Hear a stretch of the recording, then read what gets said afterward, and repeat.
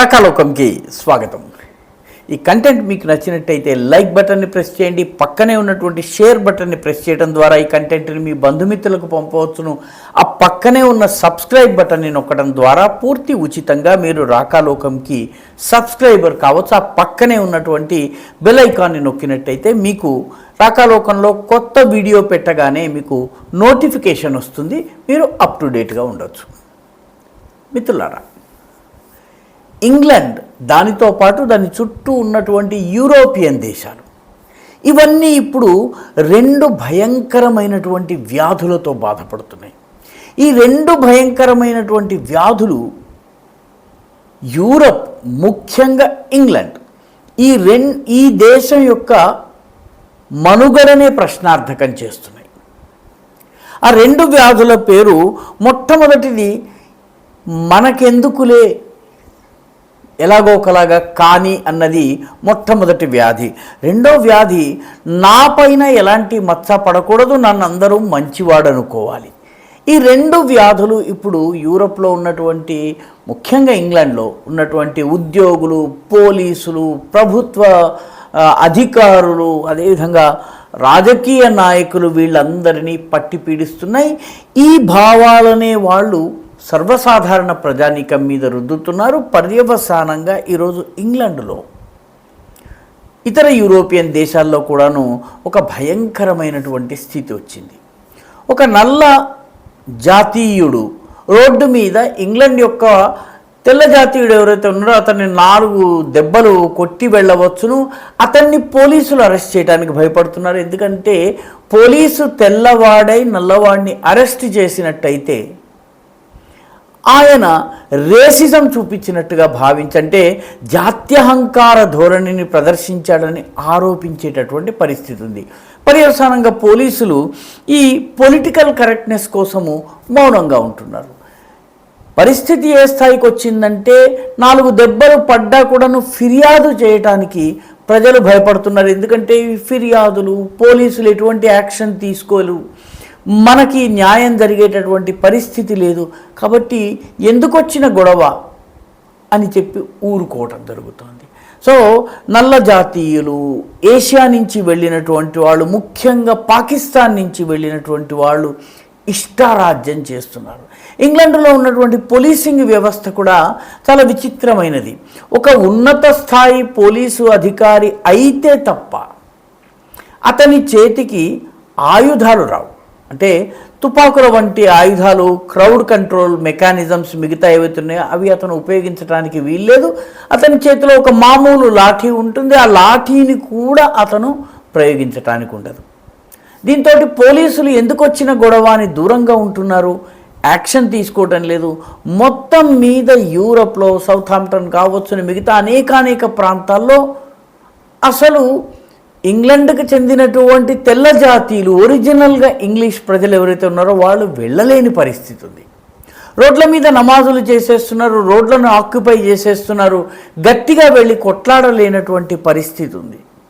So ఈ రకమైనటువంటి పరిస్థితి ఉంది అని చెప్పి ఇంగ్లాండ్కు సంబంధించినటువంటి అనేక నివేదికలు చెప్తున్నాయి. కానీ రాజకీయ నాయకులు, ఒకటి పొలిటికల్ కరెక్ట్నెస్ కోసము, రెండవది ఎందుకు why should I rock the boat, అనవసరమైనటువంటి సమస్యల్లో ఎందుకు ఇరుక్కోవాలన్నటువంటి ధోరణితో ఎవరికి వాళ్ళు పక్కకి వెళ్తున్నారు. ఉదాహరణకి ఇంగ్లాండ్ యొక్క crime survey, the crime survey of England అని అంటారు, the crime survey of England and Wales అంటారు.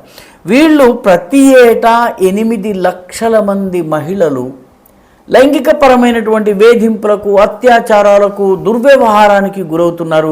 కానీ వీరిలో చాలామంది న్యాయం జరగదేమోనన్నటువంటి భయంతో పోలీసుల దగ్గరికి వెళ్ళటానికి ఇష్టపడటం లేదు, ఫిర్యాదులు చేయటానికి ఇష్టపడటం లేదు.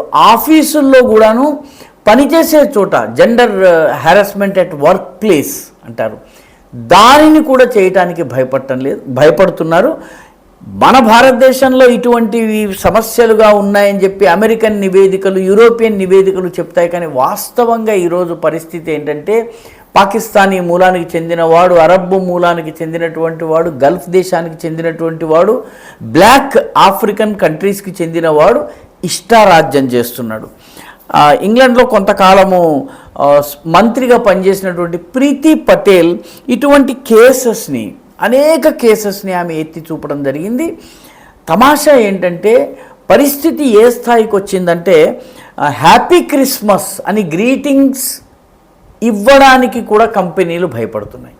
ఎందుకంటే హ్యాపీ క్రిస్మస్ అంటే నువ్వు ఒక మతాన్నే పట్టించుకున్నావు, మెజారిటీ మతాన్నే పట్టించుకుంటున్నావు, మిగతా మతాల్ని పట్టించుకోవడం లేదు. దాంతో వాళ్ళు సీజన్స్ గ్రీటింగ్స్ అన్నటువంటి పదజాలాన్ని ప్రయోగించేటటువంటి పరిస్థితి కంటే తమ దేశంలో తామే తమ హక్కులను పక్కన పెట్టి, అంటే గ్యాస్ లైటింగ్, అంటే ఒక అపరాధ భావనతో ఎందుకు వచ్చిన సమస్య అన్న భావనతో హ్యాపీ క్రిస్మస్ కూడా చెప్పలేనటువంటి పరిస్థితి ఈరోజు ఇంగ్లాండ్లో ఉంది.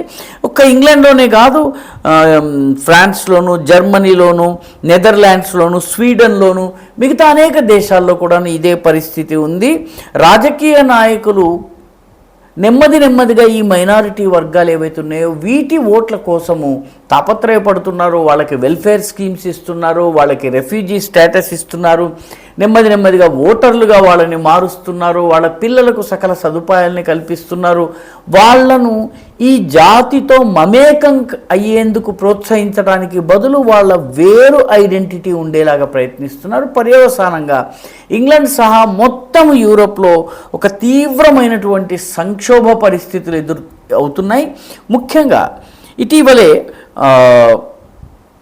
ప్రైమ్ మినిస్టర్ రిషి సునాక్ ఒక స్టేట్మెంట్ ఇచ్చారు, చాలా కీలకమైన స్టేట్మెంట్. ఆయన ఏమన్నారంటే మన వీధులు, మన రోడ్లు ఇవన్నీ కూడాను చిన్న గ్రూపులు, మతం పేరిట, వర్గం పేరిట, రేస్ పేరిట వీళ్ళందరూ వచ్చేసేసి రోడ్లను ఆక్రమించుకుని పూర్తిగా మన స్వేచ్ఛను హరించే పరిస్థితి వస్తుంది. ఇది మన ప్రజాస్వామ్య విలువలకు విఘాతం కల్పిస్తోంది. దీన్ని మనం చూస్తూ ఊరుకుండకూడదు అని చెప్పి ఆయన అన్నారు. వ్యాఖ్యానం అయితే చేశారు, ఒక ప్రకటన అయితే ఇచ్చారు, కానీ ఫాలో అప్ లేదు. మొత్తము యూరోప్ ఈరోజు ఈ పొలిటికల్ కరెక్ట్నెస్ అనేటటువంటి వ్యాధితో బాధపడుతోంది. తన ఉనికిని, తన మనుగడను, తన స్వరూపాన్ని, తన స్వభావాన్ని కూడా కోల్పోయే పరిస్థితికి వచ్చింది. దీని నుంచి భారత్ పాఠాన్ని నేర్చుకోవలసినటువంటి అవసరం ఉంది. ఈ కుహనా సెక్యులరిజం, ఈ బూటకపు లిబరలిజం, ఈ వోకిజం, వీటిని తక్షణము రిజెక్ట్ చేయవలసినటువంటి అవసరం ఉంది. యూరోప్ని సర్వనాశనం చేసినటువంటి ఈ భావాలు మన దేశంలోకి రాకుండా, మన దేశంలో ఇవి వేలునుకోకుండా చూడవలసినటువంటి అవసరం ఉంది. ఈ వీడియో మీకు నచ్చినట్టయితే లైక్ చేయండి, షేర్ చేయండి, ఈ ఛానల్కు సబ్స్క్రైబ్ చేయండి. మీ అభిప్రాయాన్ని కమెంట్ల రూపంలో తప్పనిసరిగా పంపించండి.